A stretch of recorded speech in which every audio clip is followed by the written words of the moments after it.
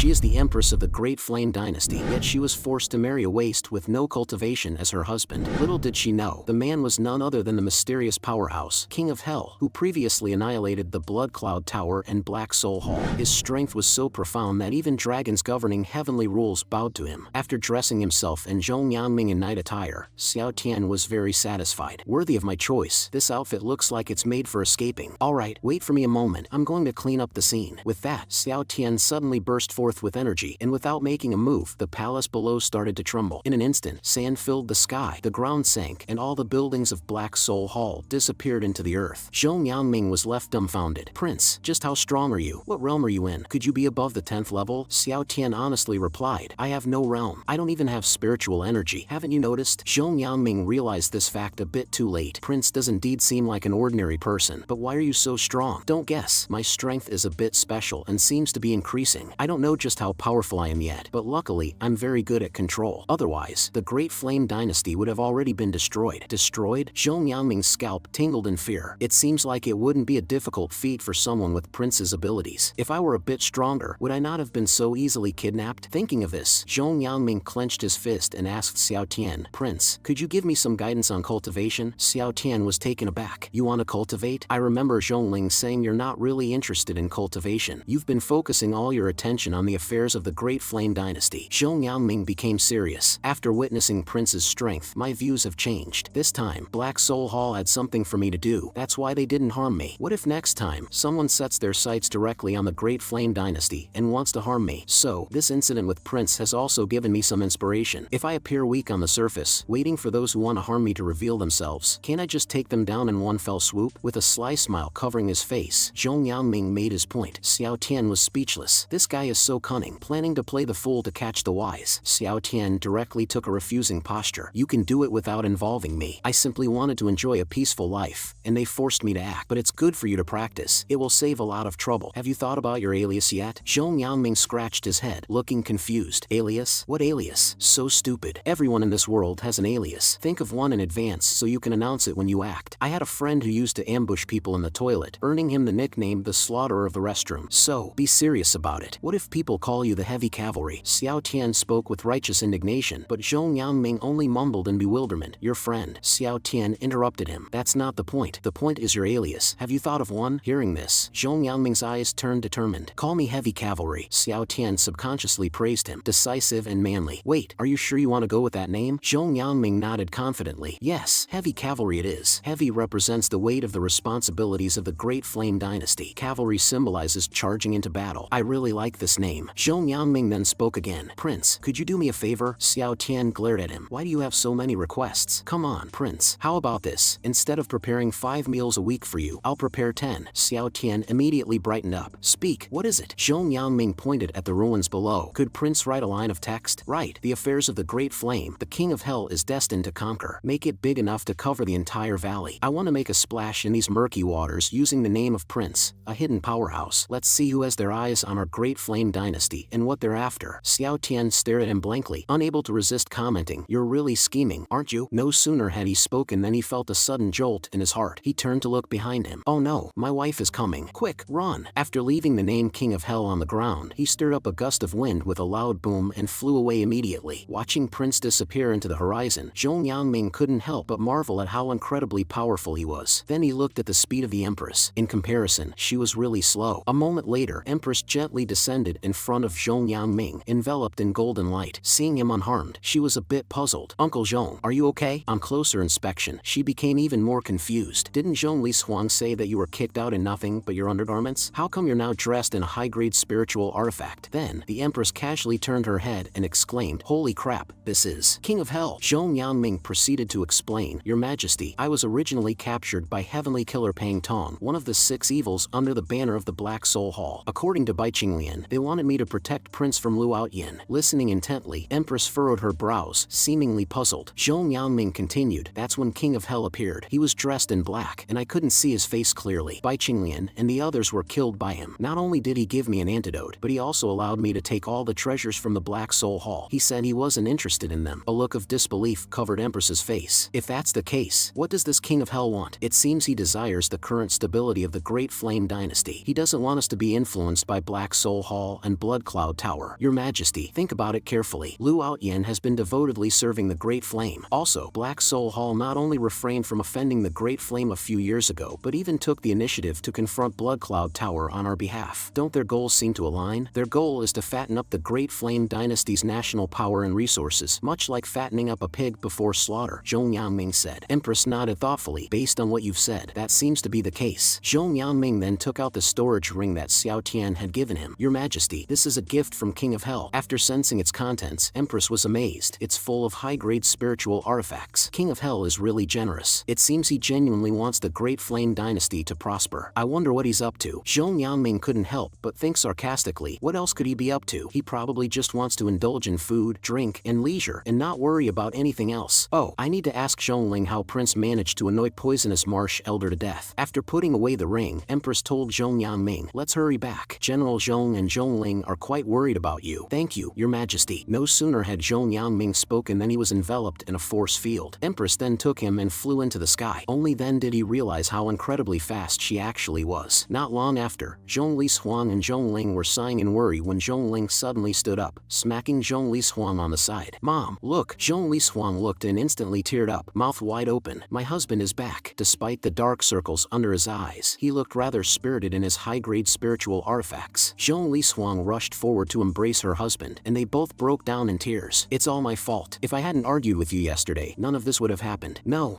it's my fault for making you angry, Zhong Yangming said. Zhongling looked on, rather annoyed. Enough.